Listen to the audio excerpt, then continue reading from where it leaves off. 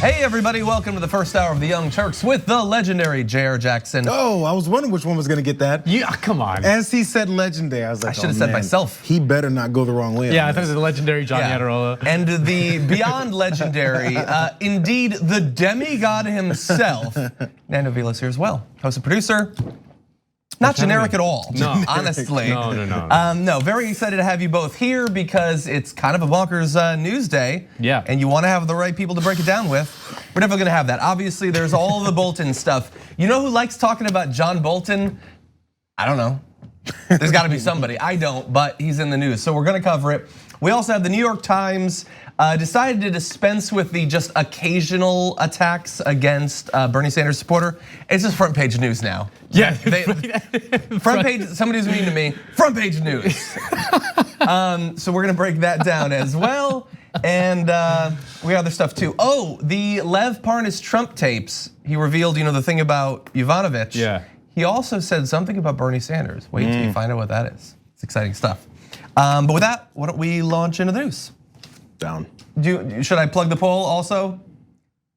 Okay, tyt.com/snitch. Do you think that Bolton is going to end up testifying? That way we can get some results going and we'll get to them after the first break. I'll give you my vote soon. Yeah? Okay, and with that, let's jump into it. John Bolton has a book coming out in the relatively near future and he wants to get you excited about it. And so he's teased something that's gonna be revealed in it. In the manuscript, which Bolton circulated to White House officials as part of a standard pre-publication review process, Bolton described the private conversation he had with Donald Trump in August about Ukraine. Trump told Bolton that, quote, he wanted to continue freezing $391 million in security assistance to Ukraine until officials there helped with investigations into Democrats, including the Bidens. So Bolton is apparently asserting in this manuscript that the quid pro quo was as laid out and clear as it could possibly be. You don't get the aid until you investigate my political rivals. That said, it is John Bolton. And so there's a lot of contextual stuff we need to take stock of. What do you both think about this? Well, this is the evidence that Trump did the bad thing. I think we're not shocked to find out that he did the bad thing. But turns out he did do the bad thing. But again, I find it so hard to follow this impeachment story that closely because you already know the end. It's like, how can you get invested in a book, a very long book, that you already know the end? It's very difficult to really get excited about what comes next. Yeah. Because at the end of the day, Trump's still going to be the president, and he's not going to get removed. But yeah, I mean, this Bolton thing, it's about as clear as you can get. And the sad thing is that, given the nature of the impeachment process and who controls the Senate, it's not going to matter at all. I think maybe because I gave up a long time ago on Republicans doing anything that had anything to do with actually representing Americans.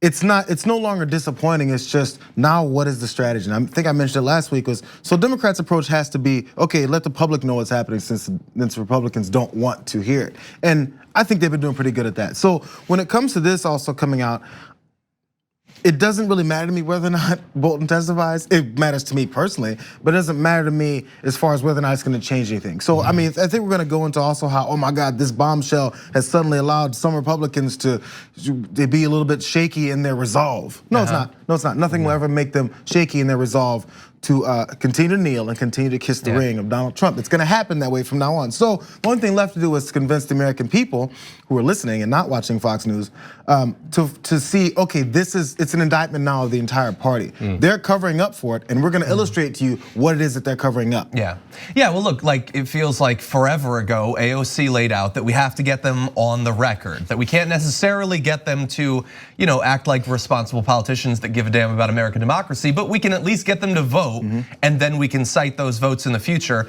It seems like we all three agree that not much can come out that matters because we already believe we know what happened. We don't necessarily be convinced of that. We think that the people who do need to be convinced of that can't be convinced of that.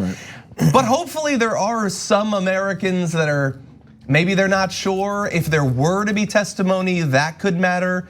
Maybe matter insofar as it would change their opinion, not that it would necessarily change a single Republican senator's mind. Well, the thing about impeachment, if you know that it's not gonna actually happen, like if you know that Trump isn't gonna actually, at the very least. That's what I mean. If you know that that's not gonna happen, then the only point of pursuing impeachment is some sort of public education, right? To get the public aware of something that's going on. And that's why I think the Democrat strategy of narrowing the impeachment focus to this Ukraine business is so bizarre, because I mean, fundamentally, it's such a weirdly small issue compared to the vast array of crimes that are going on in the Trump administration. I mean, this Ukraine thing is like what, his like 287th worst crime, maybe? You know what I mean? Like, I have it in the 160s. It's in the 160s. Yeah, I mean, we could argue about that. We could spend a whole hour arguing about that, but. It's just, it's bizarre to me that they didn't pursue the sort of blatant corruption, the blatant self-dealing and enrichment that Trump has used the White House to enrich himself personally. Yeah. And in that sense, that could have been a process that would have actually become a public spectacle. Turning this into an indictment of how the ruling class uses all kinds of self-dealing and nepotism to basically entrench its own power and privilege. Instead, this whether we withheld $300 million in Ukraine aid to investigate Joe Biden and Hunter Biden's job in Ukraine, which by the way is 100% corrupt. It might not be illegal, but it's 100% inappropriate and corrupt. I think they thought that this is a very understandable, personal, obviously out of bounds thing to do. Is it? Conditioning I don't think American it's that foreign obvious. policy on personal political gain. It happens all the time. It happens all the time, and much worse. And there's, I mean, whether it was the Iran Contra affair, which is like, well, thankfully that was a big scandal. But it didn't. It didn't become an impeachment process. Neither did Nixon's secret dealings with the Viet Cong in order to delay the peace process to help his own presidential campaign. I mean, the examples are beyond. I mean, whether it was or George W. Bush lying about Iraq. I mean, come on, like that's a billion times worse. Sign me up for all of those. But that was not an impeachable offense, apparently. Yeah. So this one is it's relatively small compared to, I don't know, using the presidency to enrich yourself personally, like really? that. It's so we've been hearing about that since the beginning. But it's not part of the you know what the American people said to that? He's a businessman. That's what he does. That's the problem. Is those things were floated, I feel like, maybe not by establishment Democrats or at least the Nancy Pelosi's and Chuck Schumer's of the world, but after it was floated, the American people in general, I mean, not everyone, of course, was like, well, yeah, I mean, yeah, he's doing that, that's pretty bad. But it didn't seem to feel the sting of that as much. And I wonder if any of those would have happened. And it goes back to, all those things are very valid points, but I think it goes back to, no matter what it is, because we're gonna argue between 160 to 300 of the things he's done wrong. I forget the second number, but of those things he's done wrong, the general consensus is, I don't care, from elected Republicans and his Republican base as far as the voters. So no matter which one of these things you brought up, the same answer would have been la la la la la la la. Well, I do find it interesting that it's not a big issue amongst the Democrats running for president. That it's not a big issue on the Democratic campaign trail at the moment. Well, they're concerned about alienating potential voters because that's what election handlers like to tell you. But this is the whole point of this is to become a political issue, right? The whole point of impeachment, if you know it's not going to actually result in impeachment or removal from office, is to make it a potent political issue for your own side to win power. Yeah, I think that like Bloomberg has it in a lot of his ads. I think that most of the other Democrats. Exactly. Well, he's at like 9% in one of the national polls. I don't know. He'll spend another 500 million if you taunt him. So take it easy. I think that the rest of them are satisfied too for now. Well, the one I support, contrast himself with the others by talking about what he wants to actually accomplish. But I have no doubt that if Bernie becomes the nominee and it gets to the general election, he is going to be pushing the corruption angle, I think, pretty hard against Donald Trump. I don't think Bernie will talk about Ukraine ever in the campaign. No, I don't think Ukraine specifically, but I think he will talk about how corrupt and lawless Donald Trump has been. Sure. But he talks about him often as the most dishonest, worst president that we've ever had and all that.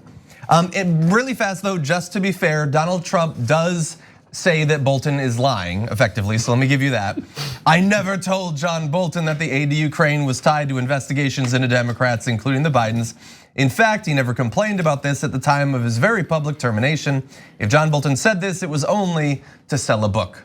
I think it was at least partly to sell a book. I don't think it was only to sell a book. Well, part of what happened, I mean, I guess first of all, anytime anyone who's being accused of something, especially this president, that their response is, no, that's untrue, because if I said yes, who does that? Which person that's being brought up against these types of charges would be like, yeah, you know what? All these years I've been denying that I've done anything wrong, but that whole John Bolton thing came out. I guess you guys got me. It's never gonna happen. So a lot of times that's the basis for the defense is, well, the president said he didn't have anything to do with it, and neither did anyone else that supports him. Okay, I could have told you that part. So that's the defense, is just, I said so, and we're supposed to believe that. So I wonder at what point people are gonna have to get beyond that, and the point of having a trial and evidence put in front of you is to determine that, rather than just believe the two sides and what they said happened. If it's two people and they're disagreeing, hey, we got a trial. Come in, both of you under oath. You know, that's the American way. Our members are already weighing in on this with Kinetics saying if Bolton really wanted to share what he knows, he'd go on TV and tell every news station what he knows. Look, if he doesn't testify, I think that's very likely to happen. It might be on Maddow, honestly. Bolton loves to go on TV. So he was like the most visible TV guy. He worked for Fox News for a number of years. So I guess I'm the pessimist here, but even if he gets subpoenaed and it somehow gets allowed from even testifying, it's gonna be underwhelming. It always is. Oh yeah. Because as a lot of the Mueller report all over again. Yeah. So as we'll get, a lot of Republicans like to say, hey, suddenly all these libs and these progressives and Democrats suddenly love John Bolton. No, they don't. When something comes out and the truth is there, you want that aspect to be revealed. No one's gonna say, oh yeah, man, hey, John Bolton for president, Democrats. You know, that's not gonna happen that way. So that's just something to distract from the actual the events that are going on. But if someone brings information, we wanna see it. But let's not forget, and which gives, I guess, a little bit of credence to their argument, we're going a little bit too much in on what we expect from John Bolton. He's still John Bolton. Let's not forget, he still is a member of this corrupt and self-serving Republican Party. So who knows how much of a milquetoast thing he's gonna have to say when someone asks him direct questions. He may be very evasive about it. Well, so, okay, that's what we can expect from John Bolton. Why don't we turn now to what we can expect from Republican senators? Because there was some naysaying from Jayar earlier, so we'll turn now to that. With the John Bolton accusations out there, we turn now to the Republican Senate and see what are they gonna do about all this? And it turns out they're shaken. This is from Talking Points memo. Republican senators who have refused to allow witnesses in the Senate impeachment trial of President Donald Trump so far are reportedly shaken in their resolve after the New York Times published claims from an unpublished manuscript of Bolton's book, which contains explosive accounts of Trump's direct involvement in the quid pro quo. When they're shaken, has it ever meant anything? John McCain voted no. That was a cool moment. Justin Amash left the party. Other than that, how much has their shakenness mattered? On the margins, you know, it matters a little bit, but there's a little bit of a cottage industry of sort of wavering Republicans. Wavering Republicans all of a sudden become basically celebrities. I mean, who knew about Jeff Flake before he became a wavering Republican type of guy? Now he's a known guy. Mitt Romney has made his career lately about just being like the sort of anti-Trump Republican. But at the end of the day, to the extent that that means anything. Yeah, exactly. But at the end of the day, they support 97% of his agenda. You know, and maybe don't like that he's a gross, disgusting man, but other than that, Matt Gaetz, voted against him, when it came to the war powers in Iran, and that was about it. And he's paying a serious penalty for that. He was barred from being involved in the impeachment process and all that. So we'll see if he ever stands up again. All it takes is one, and then one thing to happen where people on the Republican side will call you a rhino and kick you out of the party like they did with Justin Amash, or then praise you like they did with Murkowski and Collins, say, oh look, these guys bucked the party because they did it 4% of the time. So then you go, they establish this positioning somehow, and then they'll continue that news cycle going of, hey, remember, I'm that person who bucks the party 4% of the time, and the media laps it up. And then so that's a career move right there for them. They go, well, I'm the moderate, you guys, I'm the moderate, and it actually has nothing to do with policy, has nothing to do with actually progressing the things that are going on. If it comes in the form of an actual vote that matters, then I will cheer as well. If it's just a tweet, I don't support what he's doing right now, and that's it, and then you vote to give him a Supreme Court justice or something like that. All that is worse. Yeah, exactly. If you tell me I don't support what he's doing and then vote in favor of what he's doing, which one is it? It's Susan Collins, actually. But okay, so look, there was an interesting tweet I saw from Maggie Haberman, who tweeted, per sources, some GOP senators privately pushing White House for information on who administration had visibility into the manuscript over the last month. Senators feel blindsided. And I too think, who could have predicted that Donald Trump would turn on those who had defended him? Like seriously. I hate all of you, and I've been saying he's going to turn on you. I'm amazed at how much it's the most predictable thing. Yeah, how much they don't realize it. It's happened over and over and over again. And again, I've talked about this isn't new. It's not even new within the last 3 years of his presidency. It's been his entire life. He's screwed over people from terms of business dealings to paying employees, all these things. He's done it since the beginning. That's his MO. That's how he operates. So when you come in and say, I'm gonna pledge my loyalty to Donald Trump, and then he doesn't pledge it back because this happened during the primaries in 2016, didn't it? When they said, we're gonna vow to make sure we support whatever Republican nominee there is, and all 27 of them raised their hand, 26 out of 27, and Trump is like, yeah. He's telling you over and over again who he is, but they're surprised still. So supposedly they're shaken, but let's go to some specific examples and see how shaken they are. So let's see, Mark Meadows said Republicans that break with Trump on impeachment may face, quote, repercussions. Well, yeah, I mean, again, if you look at, it all comes down to this at the end of the day. If you look at Republican voters, they still support Trump overwhelmingly, mid 90% approval rating amongst Republicans. And at the end, the lesson that a lot of Republican politicians took after the Tea Party wave is that getting primaried is much worse than facing a tough Democrat in a general election. That they are more vulnerable from their right in a primary than they are in a general election against a Democrat. So as long as that's the reality, they're gonna waver and get shaken all they want, but they'll fall in line with his agenda. Again, 97%, maybe in one or two very kind of idiosyncratic places you might find a Republican who breaks with Trump, but at the end of the day, the vast majority of them, or the overwhelming majority of them, are gonna fall in line. Yeah, well, perhaps maybe Utah is the place. Yes. Okay, so we got a quote from Mitt Romney. It's increasingly apparent it would be important to hear from John Bolton. I, of course, will make a final decision on witnesses after we've heard from not only the prosecution, but also the defense. But I think at this stage, it's pretty fair to say that John Bolton has a relevant testimony. I think it's increasingly likely that other Republicans will join those of us who think we should hear from John Bolton. Yeah, I don't know that Mitt Romney really has his ear to the pulse of the rest of the Republican Party. I mean, he's famous for being not sort of the most in tune with the rest of the Republican Party type of guy. That's his whole brand, So this idea that he's gonna find a bunch of Republicans to break, I don't know. I find Mitt Romney being a little overly ambitious here. That's Mitt Romney answering the question because he has to right now, but stalling for time. Be like, hey, after this all happens, you guys ask me again. I'm gonna go back and get some more marching orders and see exactly how we should do this. Because by the way, you know who has been responding to this? This Bolton, the Bolton revelations through the excerpts from the book is Democrats, Democratic elected officials, liberals all over the place. None of these Republican senators, at least last I read, responding to the fact that these things are coming out. Because what they're doing is trying to huddle and figure out which way we're gonna approach this next, because we can't have any factions here. So you say that, but what if I had a second Republican senator? Oh my goodness. Yeah. Susan Collins said the reports, quote, strengthen the case for witnesses and have prompted a number of conversations among my colleagues. Yeah. Conversations about, hey, so I'm going to Subway. Do you want the BLT or do you want the turkey sandwich? It's all that. These are the conversations. How many senators do they need? 4 to vote for witnesses, which doesn't necessarily even guarantee any particular witness. Yeah. But supposedly, anyway, like. It's almost too much that it's Susan Collins. It's like, hey everybody, look at me. Absolutely. I might be reasonable. And I saw a random comment. It was a quote from John Oliver, which means it's time for the Democrats' favorite game. Hope Susan Collins flips and be disappointed when she doesn't. It's America's most depressing game show. Yeah, like she's already had multiple chances to do the right thing, and when it mattered most, she didn't do it. She did what she thought, I guess, would keep her seat.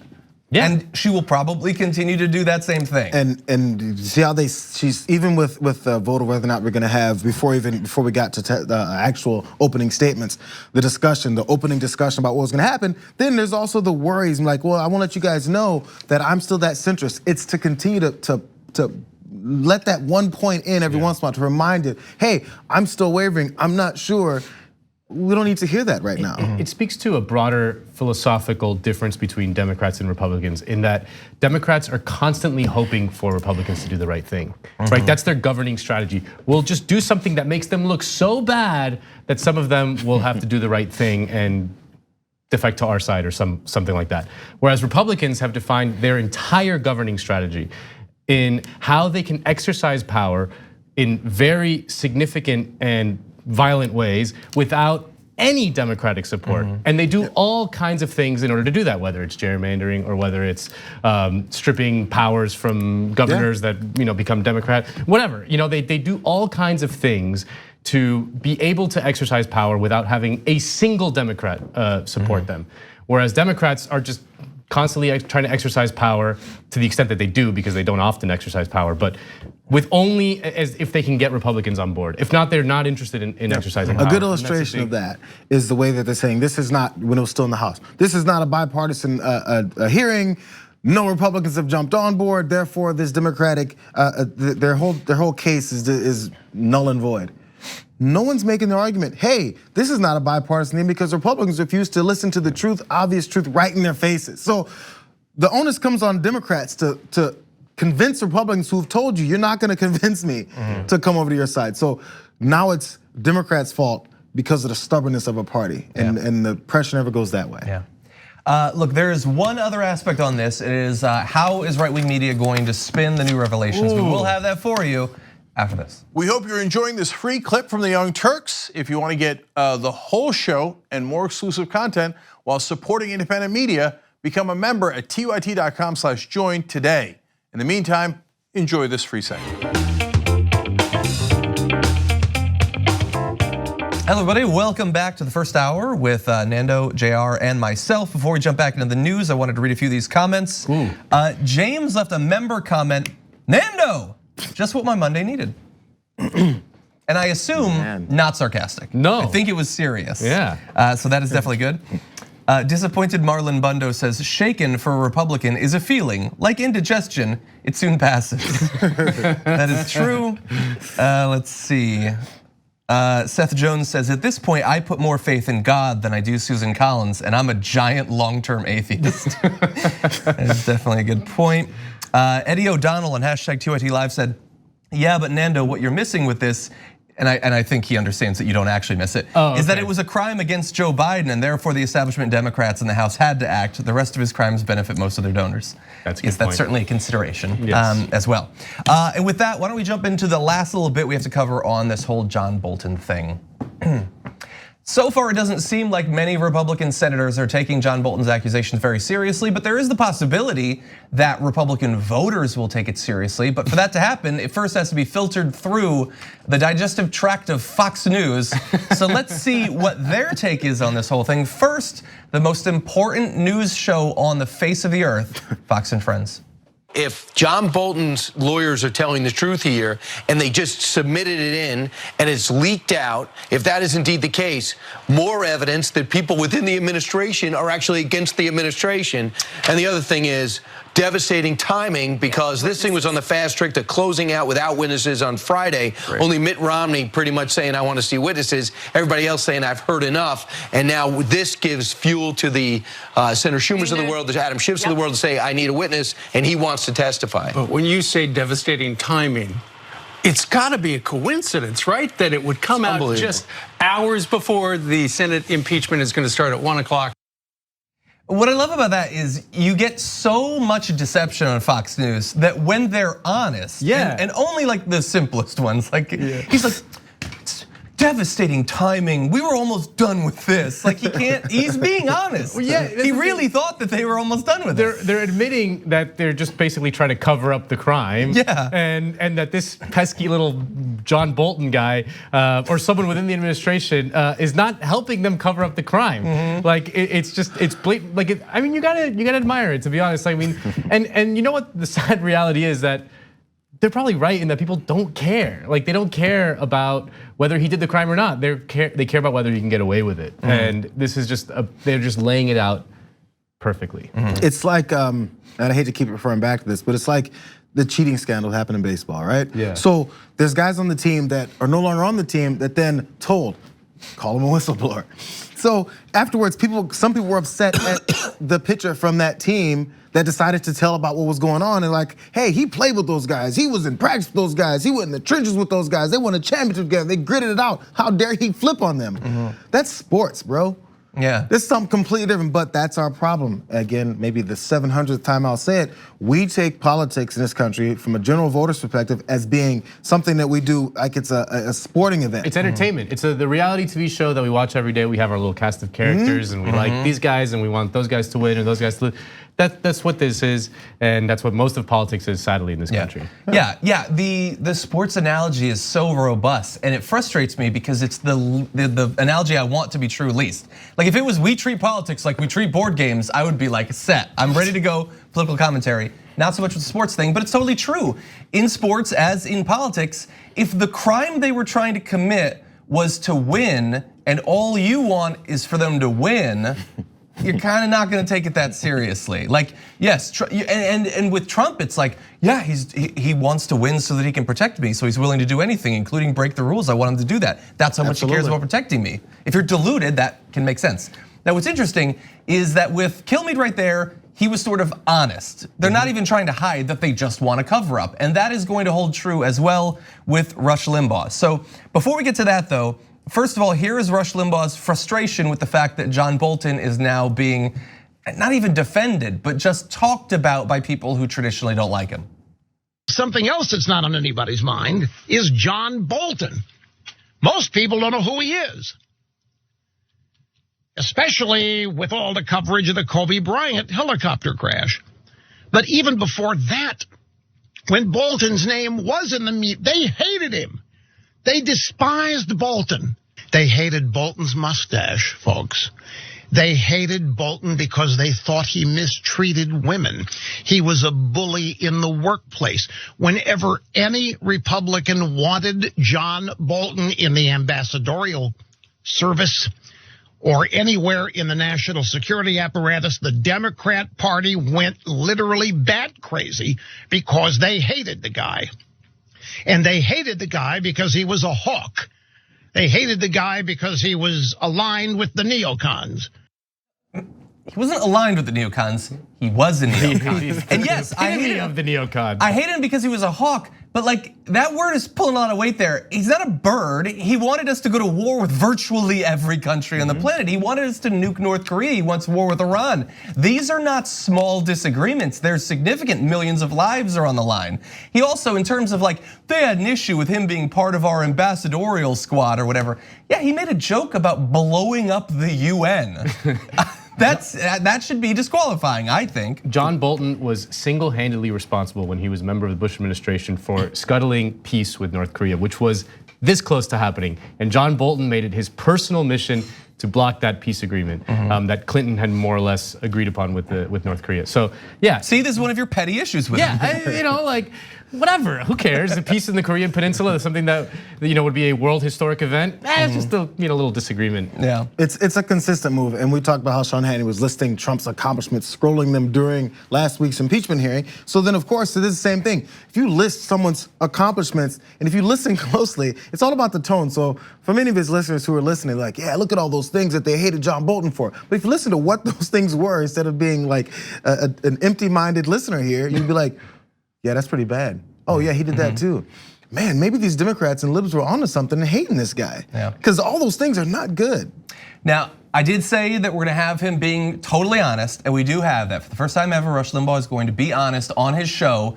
Take a look at how little he cares about the truth in what actually happened with Trump and Ukraine. So I've had dinner with John Bolton a couple times. I've met him 2 or 3 times. And if this passage in the book is true, and this is actually what he's intending, it's not the John Bolton I thought I knew. This kind of disloyalty. And you may say, well, Royce is not disloyal. He's simply telling the truth. The president didn't want to give him. Yeah, but it is disloyal. No, the truth, what actually happened, reflection of objective reality. Nah, I care about loyalty more. That's the most honest I've ever seen him be.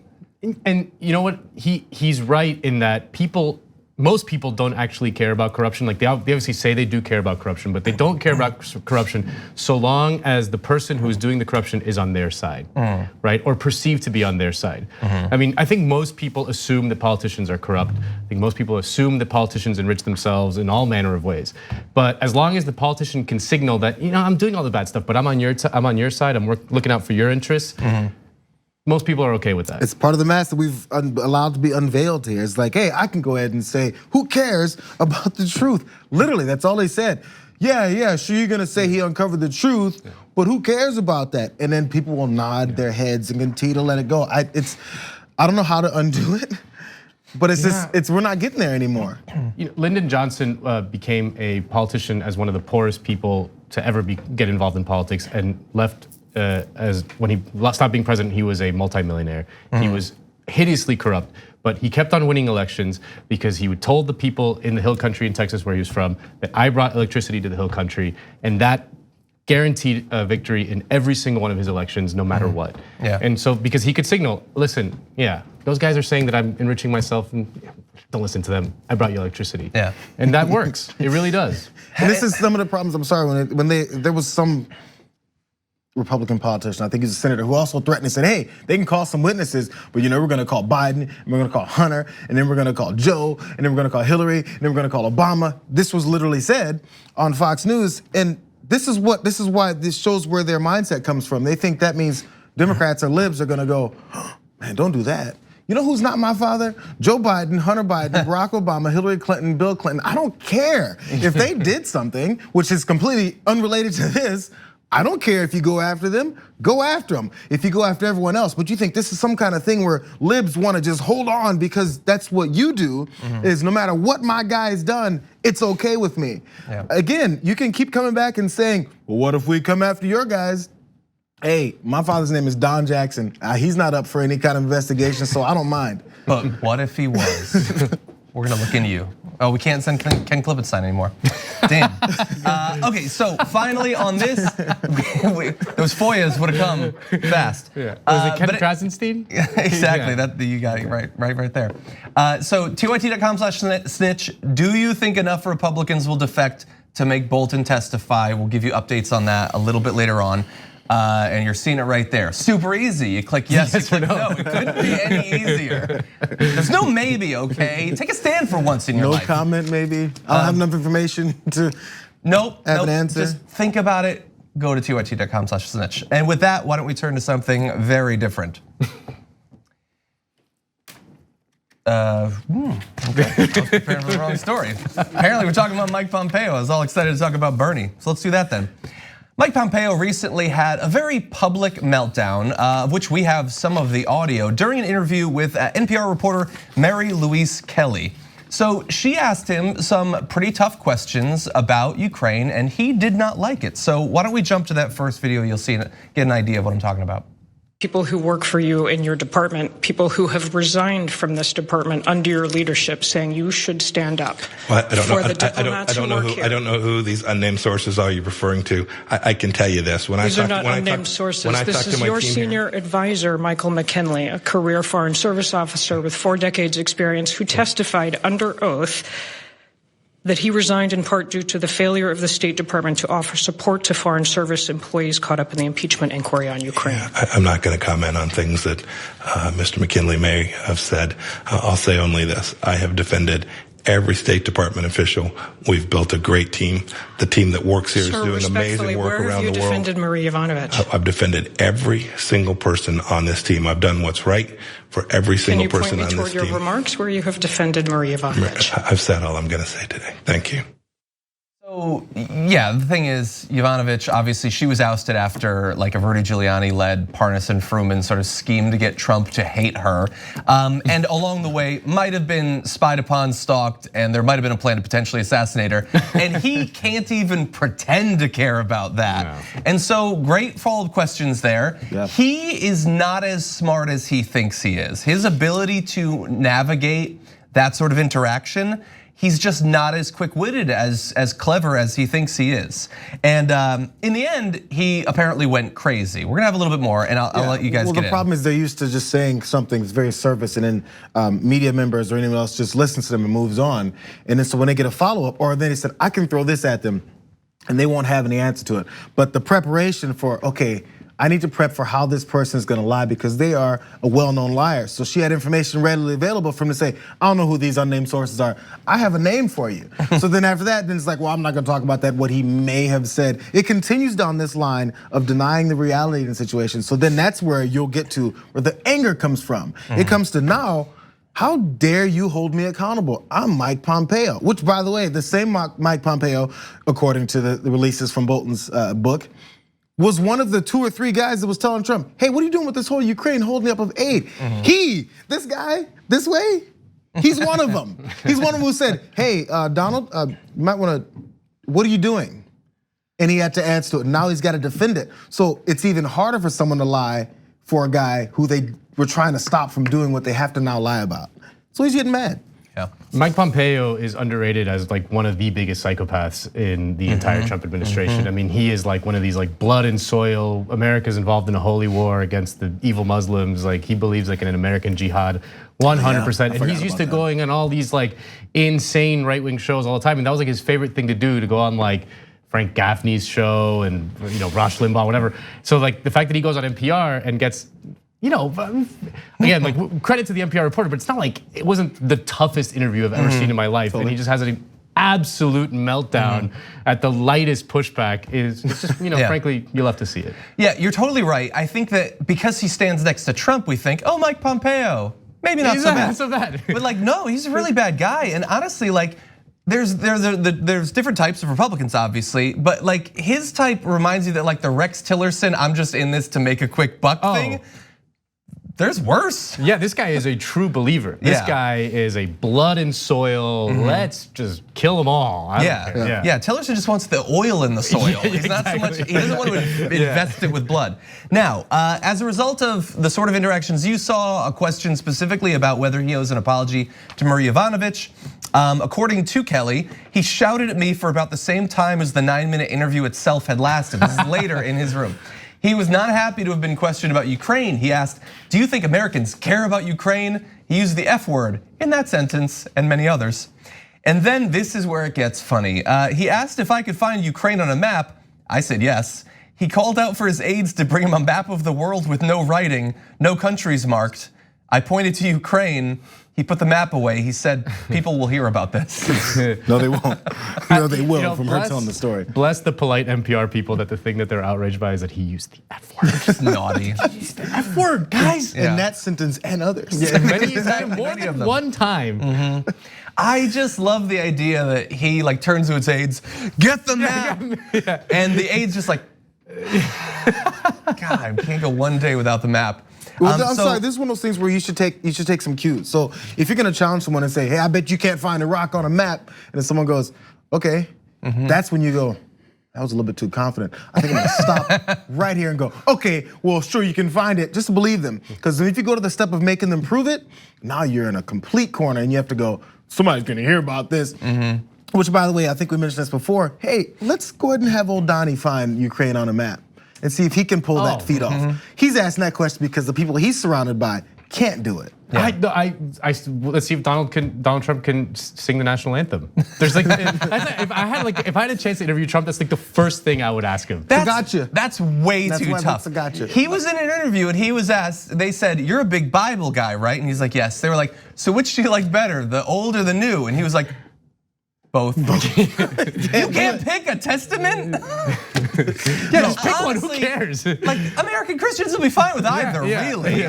Like, you're on the new, but you could do either. There was, I'm sorry, last thing, John, I'm sorry, because there was something, the way that came off, I wish we could have seen or heard the way the map discussion came. It's like, I've heard about these stories of people that get into fights, and the guy you don't want to get in a fight with is the one who's quiet and calm.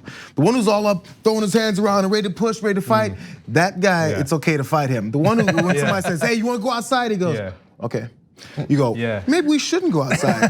This is way too much of a routine. Yeah, the loud guy's like, yeah, if it wasn't for, I got like a shoulder injury in my basketball game last week, I would kick your ass. Then like tell your cousin to like hold me back. The guy who's ready, quietly ready, is the one you don't want to mess with. He's the guy that leave you like bloody on the floor saying, people will hear of this. So, okay, he also put out a public statement after this, and I'm not gonna read the entire thing, I'm gonna skim it, but he said, NPR reporter Mary Louise Kelly lied to me twice. First last month in setting up our interview, and then again yesterday in agreeing to have our post-interview conversation off the record. She apparently did neither of those things. We have some receipts on that as well. It is shameful that this reporter chose to violate the basic rules of journalism and decency and then insert a bunch of stuff attacking the media, but the important thing is at the bottom. It is worth noting that Bangladesh is not Ukraine. Whoa. Which is the sort of, like general factoid that you would tweet or something. But no, there he specifically means the map thing, she got it wrong and she pointed to Bangladesh. Which, just in case you're not like up on your geography, I Google Maps it. They're pretty far apart. Now, yes, some people might still make a mistake there, but probably not someone with a master's degree in European studies from Cambridge University. I think she probably got it. What a ridiculous claim to make. What a laughable. It should be below anyone in government service, particularly someone who's working for Donald Trump. I just find it hilarious also, like Mike Pompeo defending the sacred rules of journalism. Oh no, not the rules of journalism. Decency and honesty. Keep it real. Well, you said back in the day he would always be on like journalistic enterprises like Rush Limbaugh. Yeah, like he cares about it. Okay, we do have to take another break though. Stick around after this. Front page news. Bernie's got some bros, so the New York Times isn't standing for it any longer.